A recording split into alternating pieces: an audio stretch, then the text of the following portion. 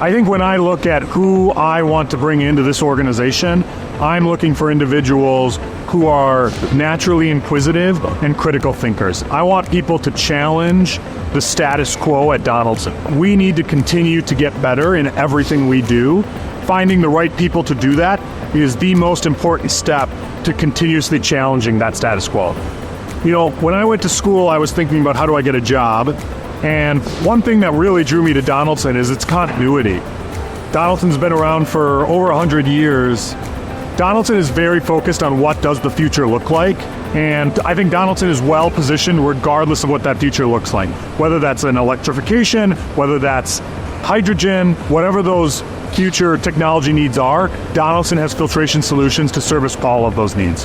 I think if you're looking as a student to make a difference, I think Donaldson presents a lot of opportunities to do that. Donaldson's filters are going into products that provide agriculture, mining, and transportation, along with many other needs within the world. And that's a huge aspect of what we're trying to protect, to make sure that those individuals and those businesses are able to continue operating successfully.